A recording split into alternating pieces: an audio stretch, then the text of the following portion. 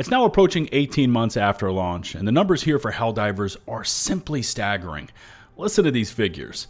225 billion enemies have already been killed in-game, with over 1 trillion bullets fired. Helldivers has also weathered a protracted one-year campaign against Sony, a full-scale invasion of Super Earth.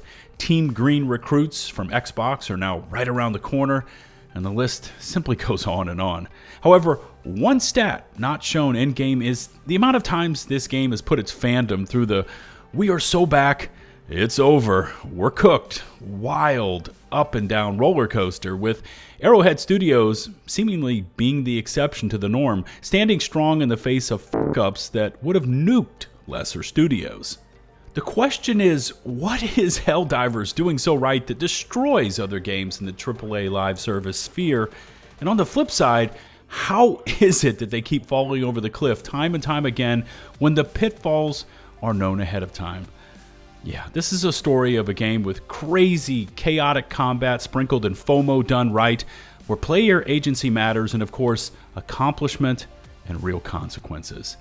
Helldivers makes its players want to be in the fight, to be able to say, "I was there, I did that," but god damn, this road to greatness has been a bumpy one.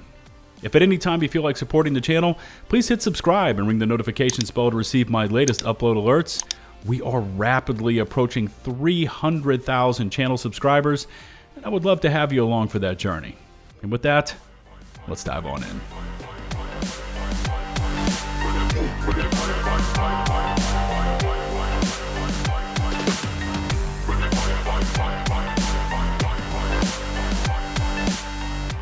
At this point, I think it's fair to say we've all seen the Helldivers meme of "we're back" as the game hits absolute peaks, then plummets down to the pits of despair, hitting "it's over" troughs, usually built around unpopular nerfs, with the last three lining up like this: the Escalation of Freedom update, the completion of the Helldivers Death Star, known as the DSS, and the final entry here was the Killzone collaboration Superstore Page 1 offerings. Now, in theory, all three, at least on paper, were super cool. And it's important to establish this for context because, in a way, these three "it's overs" were microcosms of peaks and valleys, where valuable and very hard lessons were learned by the studio. Let's take Escalation of Freedom as our first example here, and there was actually a metric ton of new content crammed into that update. Players got new enemy units to take on, like the Impaler, Spore Chargers, and Scout Striders, to name a few. Super Helldive difficulty level 10 was first introduced in Escalation of Freedom, along with new biomes and mission types, all of which, by the way, was completely forgotten when players stumbled into the massive and highly unpopular changes that were made to fire and status effects in combo with a war bond that was released in conjunction with these new changes that centered on status effects. So essentially, the studio had introduced new and now completely useless gear into the game. The 𝗗𝗄𝗃 space station took months of concentrated effort by the Helldiver player base to construct. There were elaborate resource major orders necessary to construct our first space station, and hopes were riding high when it was finally made operational. Unfortunately, it was more adept at shelling players from high orbit than providing assistance, while other features, like a shared social hub, were not present.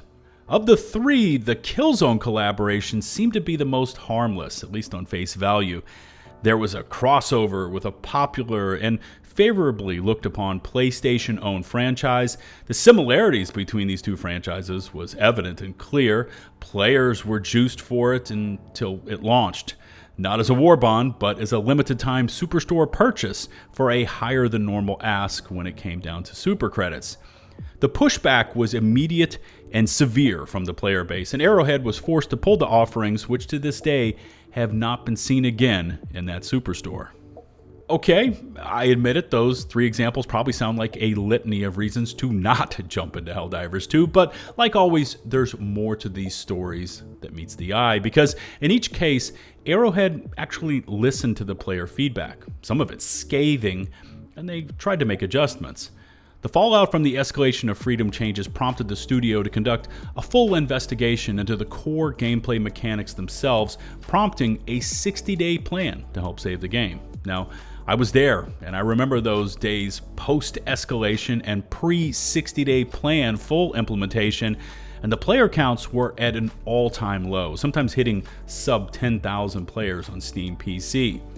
Those were the dog days of Helldivers 2, when the game was wrestling internally with itself. Was it Tarkov in space? Was it to be a Horde-style meme-producing shooter? Even the studio wasn't quite clear on the vision for the game, but Helldivers is seemingly not built like other live service games, a point I'm going to touch on many times in this video, and it rebounded with ferocity and the players came back. The DSS has also been a question of vision versus practice. It uses the very strength of its players exercising their ability to vote where to send it, and when it comes down to it, one of Helldivers' core principles is democracy. But the effects and reliability of buffs the DSS provides have still not reached full potential. The pitchfork-waving Killzone mobs were very shortly thereafter placated when Arrowhead, in a slam-dunk maneuver, released the upcoming Page 2 wares, which were set to cost money, to all players in-game free of charge. From that it's over moment, the game also re-engineered the in-game shop to now offer up most of the optional Warbond gear, giving players more freedom and no time frames or limitations to purchase those wares. So far, we've touched on two major in-game faux pas and also discussed the shop wares and purchase items because it's important to establish for many that is the very definition of the live service model, right? For gamers, it's seen as a way for the studio to trigger FOMO in its player base. Limited time armor and weapons, grueling and artificially buffed up grind factors to force those that have not to end up buying it. Now, here's an interesting fact that not many of you know. Helldivers, at its core, is a $40 game with $150 worth of optional purchases. That's right. If you started off with the Helldivers Mobilized Warbond and bought each and every Warbond from launch up to the most current offering, Control Group, you would have now paid $190 for Helldivers 2. And if this was any other live service game, that mantra would hold true. But once again, Arrowhead has zigged when others chose to zag. Not only making all of these Warbonds optional, but also at the same time, making them available to purchase when the player feels like buying them. And that's not all. You can even farm for the super credits in-game to use in the shop while playing the in-game missions. At this point, we've touched on some of the absolute worst moments in this franchise's history and how the studio listened and rebuilt from those all-time lows. But in the interest of being fair, we also need to highlight those iconic moments when Arrowhead and Helldivers 2 absolutely nails the formula. So let me paint the scene for you. It's late 2024, and out onto the stage at the Video Game Awards steps a fully and beautifully armored Helldiver. Off comes the helmet, and it's Craig Lee Thomas himself, aka John Helldiver from the game's opening cinematics, who for many delivers the absolute peak moment of that award show, shadow dropping the Illuminate invasion. Now immediately the player counts spike. Everyone's going crazy for their first real taste of the Illuminate, complete with voteless mobs, walking tripods shooting lasers from their eyes, a la War of the Worlds, complete with flying saucers and more. This first battle with the Illuminate on Calypso ended with nearly 39 million Helldiver casualties, surpassing the previous record of 25 million on Malevelon Creek, as the Helldivers fought off what was thought to be an unwinnable invasion over the course of 4 days. May 2025 brings on the Heart of Democracy update. The Illuminate, who up to this point have been hiding behind the Meridia wormhole, have now fully committed their fleet strength straight to Ground Zero, Super Earth. Even more player choice was added for this campaign as control of Earth's super cities quickly ebbed and flowed with a new mechanic, but the thing here is once a city was lost, it was lost forever. The Helldivers were now playing Wizard's chess, where it was winner take all, and the players loved it. Over the slightly less than 2 weeks this battle raged, nearly 120 million Helldiver lives were lost, taking on the new Illuminate frontline units like Flesh Mobs and Leviathans in the very heart of Super Earth cities, and with a set of new missions and objectives. Nearly 2 months later, the effects of that campaign are still being felt in-game as the rebuilding process has begun, and recent major orders have been centered on that fact. Now, it goes without mention that during both of those events, the Battle for 𝗗𝗄𝗄 and the Heart of Democracy, player counts spiked, as acknowledged by Johan, the studio's former CEO, who confirmed that during the week that the Heart of Democracy went live, player count swelled to 3.4 million, up nearly a million from the week prior. And that's a massive jump, and it shows that what Arrowhead was cooking was something that the players were excited to participate in. Hell, even the Sony review bomb and the decision to push to Vernon Wells and save Super Citizen Anne's hospital for the very sick children, both events that began in-game and then spilled into the real world, could be seen as times when Helldivers got it right. Now, in the case of Sony, that campaign lasted a year, but has recently been corrected, earning Helldivers a cape to commemorate the year-long struggle. In the case of the Save the Children affair, it garnered a donation from the studio to the Save the Children Foundation of $4,311, and the anniversary event to commemorate that momentous decision in Helldivers lore helped raise recently over $120,000. That's 27 times the goal it had set out to reach. Now, if all of this sounds pretty goddamn cool, that's because it is, especially campaigns and events that start in-game and then spill over into the real world. I mean, what other games do that?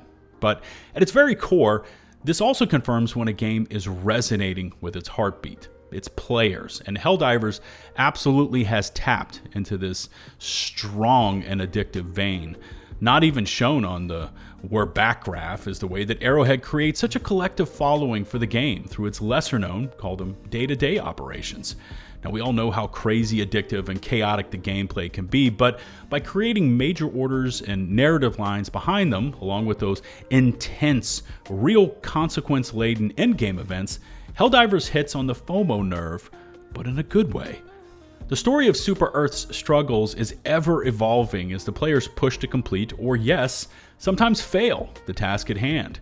Malevelon Creek, the Terminated TCS missions, the insanity of those Dark Fluid Meridia campaigns that led to the creation of the wormhole eventually used by the Illumina to attack Super Earth, all of this creates again a sense of FOMO, but not to buy things, but to play the game itself. Players want the feeling of, again, I was there, which is truly powerful. And when players feel that way, they believe in the game, they believe in the franchise and the concept. And here's where your game begins to earn its money. When a player says, I really like that campaign, maybe I'll buy that war bond because it looks cool and I want to support the devs and the game. Now, I admit, it's very anti-AAA live service, a game that focuses on the game first and makes all the rest of it optional, even earnable in game. And you'd never see Ubisoft or EA dabbling in this end of the pool, but the formula is deep and it's connecting. Build the game first, listen to the community, learn from your mistakes, and then offer up the additionals and make them optional. Just recently, to recognize the players' efforts to crack the code of the attacking Illuminates, bringing Super Earth's satellites back online, a commemorative cape was given to the player base for free. This matches other well-known events like the Creek, Super Earth's defense, and even the real-world campaign and victory versus Sony, with players receiving a modified version of the Steam review bomb, but in a cape form for all to see and remember. For added punch when it comes to live service and doing things other AAA games simply wouldn't, as part of Super Earth's rebuilding process post-Illuminate invasion, a task the Helldivers are of course a part of, a vote was presented to the players and the fandom to cast their democratic right and vote to what to name this first newly rebuilt city. Their choice was Gun. Nothing before it or after it, just Gun. Which, by the way, more than doubled the other three choices combined. And so, Gun it will forever be called. And again, that creates a sense of player urgency. It's a strong tool to increasing player engagement. I mean, what could be more democratic than that? Present the vote to the players and let them decide what the city will forever be called. That being said,